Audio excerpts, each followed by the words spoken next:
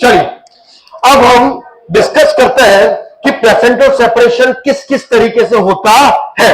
Placental separation दो तरीके से होता है।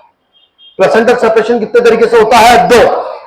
ये यूट्रस है, this attachment of the placenta, और ये क्या है? Umbilical code.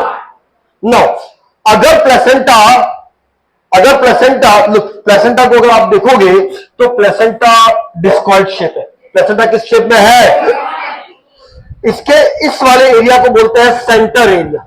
कौन सा एरिया? सेंटर। और this area is known as the marginal area. इस एरिया को क्या बोलते हैं? मार्जिनल। आइदर प्लेसेंटा कहां से डिटैच हो जाए? सेंटर से, और आइदर कहां से डिटैच हो जाए? मार्जिन से। तो प्लेसेंटल सेपरेशन कितने टाइप का है? दो। पहला कौन सा है? सेंट्रल, और दूसरा कौन सा है? मार्जिनल। लुक, अब इसमें घुसते हैं। पहला प्लेसेंटा कहां से सेपरेट हो जाए? सेंट्रल। दूसरा कहां से हो जाए? मार्जिन। बट चलो, जो पहला हम पढ़ना चाह रहे हैं उसको हम पढ़ना चाह रहे हैं कौन सा? सेंट्रल। कौन सा पढ़ना चाह रहे हैं? सेंट्रल। इसी को बोलते हैं शल्जे मेथड। कौन सा method? Schultze, SHULTAZE, Schultze method. क्या बोलते हैं? शल्जे, क्योंकि दिया किसने है? शल्जे ने। दिया किसने है? शल्जे। Please give attention. अब बात को समझिए। आपको एक कंसेप्ट समझ में आना चाहिए कि सर इसमें प्लेसेंटा का सेपरेशन कहां से हो रहा है? सेंटर से। कहां से हो रहा है? तो प्लेसेंटा अटैच कहां से है? मार्जिन। प्लेसेंटा अटैच कहां से है? कितने लोगों को ये बात समझ में आई? भाई प्लेसेंटा डिटैच कहां से हो रहा है? सेंट्रल, मतलब अटैच कहां से है? मार्जिन। अगर सेंटर से डिटैच हुआ मतलब जो ब्लड कैपिलरीज है वो रप्चर कहां की हुई? सेंट्रल की या मार्जिन की? किसकी हुई? सेंट्रल। तो अगर ऐसी कुछ कंडीशन है तो इसमें ब्लड लॉस आपको कम दिखाई देगा। ब्लड लॉस कैसे दिखाई देगा? कम। क्यों कम दिखाई देगा? क्योंकि जितना ब्लड है वो कहां पे एक्यूमुलेटेड है? सेंटर में। कहां पे अटैच? कहां पे एक्यूमुलेटेड है? सेंटर। सेंटर में ये सेंटर से थोड़ा सा, look, it is posterior. Attachment कहां पे है? पोस्टीरियर। तो ब्लड का जो अक्यूमुलेशन होगा वो भी कहां पे होगा? पोस्टीरियर। और जो भी चीज पीछे होती है उसको हम बोलते हैं रेट्रो। क्या बोलते हैं? रेट्रो। क्या प्लेसेंटल में ब्लीडिंग हो रही है क्या? तो उसको बोलते हैं रेट्रो प्लेसेंटल हेमरेज। क्या बोलते हैं? Retroplacental haemorrhage. Please give me attention. Detachment कहां से हो रहा है? सेंटर। डिटैचमेंट कहां से हो रहा है? सेंटर। और थोड़ा सा दिखाता हूं। मान लो this is the uterus. This is the uterus. ये है आपका प्लेसेंटा। ये क्या है? प्लेसेंटा। अभी ये डिटैच कहां से हो रहा है? सेंटर। कहां से हो रहा है? सेंटर। तो जो ब्लड, अच्छा, सेंटर से डिटैच हो रहा है मतलब मार्जिनल से अभी भी क्या है? अटैच। मार्जिनल से अभी भी क्या है? अटैच। इसी के साथ में तुम्हें दूसरा भी समझा देता हूं। दूसरा आपका है मार्जिनल। दूसरा आपका क्या है? मार्जिनल में अटैचमेंट कहां से है? मार्जिन से। लेकिन सेंटर से क्या है? अटैच। डिटैचमेंट कहां से है? मार्जिन। अटैचमेंट कहां पे है? सेंटर। मान लो यहां से डिटैच हुआ तो क्या ब्लड यहां से निकलना लग जाएगा क्या? और जब आप बाहर देखोगे तो आपको ब्लड का आना लॉस दिखेगा। किसमें नहीं दिखेगा? सेंटर। किसमें नहीं दिखेगा? सेंटर। ये बात समझ में आई या नहीं आई? क्या इसमें रेट्रो प्लेसेंटल ब्लीडिंग होती है क्या? जबकि इसमें रेट्रो प्लेसेंटल ब्लीडिंग नहीं होती। इस मेथड को क्या बोलते हैं? Central method. देने वाले का नाम क्या है? शल्जे। देने वाले का नाम क्या है? शल्जे।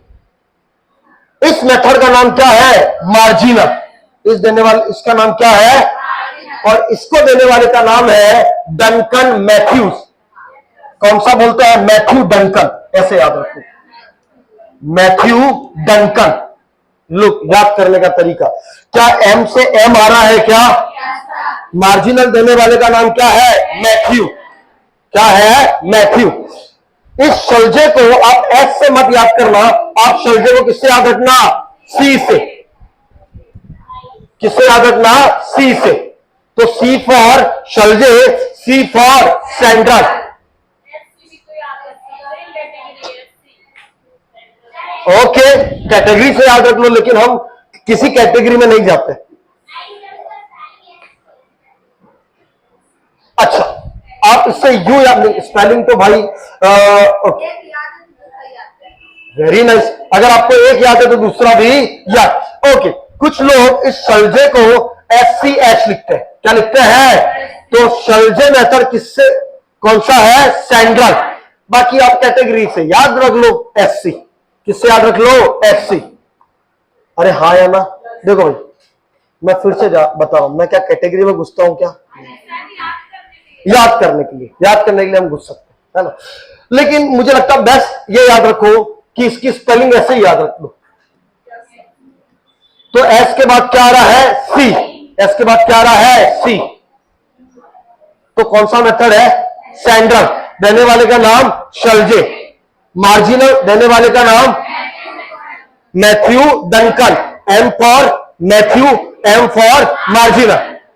अच्छा, किसमें ब्लड लॉस आपको दिखेगा, किसमें नहीं दिखेगा? पक्का? सेंट्रल में ब्लड लॉस दिखता क्यों नहीं है?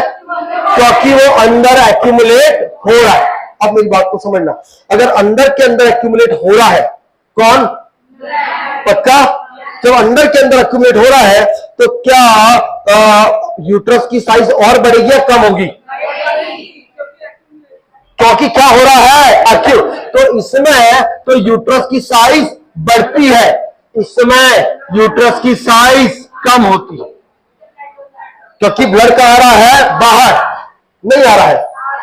अगर ब्लड बाहर निकल जाएगा तो अंदर कुछ रहेगा ही नहीं, तो यूट्रस की साइज क्या हो जाएगी? छोटी। लेकिन इसमें यूट्रस के अंदर का ब्लड एक्यूमुलेट हो रहा है क्या? तो यूट्रस की साइज क्या होगी? बड़ी। नो, अकॉर्डिंग टू द साक्षीमा भी मोस्ट कॉमन कौन सा है? सेंट्रल।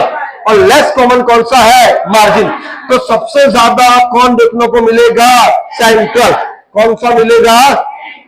क्या समझ में आ रहा है या नहीं आ रहा है? ओके, किसमें ब्लड लॉस कम मिलेगा? किसमें मिलेगा? किसमें ब्लड लॉस ज्यादा मिलेगा? किसमें यूट्रस हार्ड मिलेगा?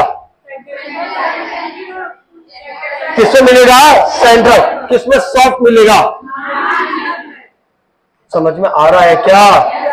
This is two method known as the central method and क्या मुझे तुमसे प्रेम है क्या? ये मैं ऑफलाइन बताऊंगा, क्योंकि मैं ये ऑनलाइन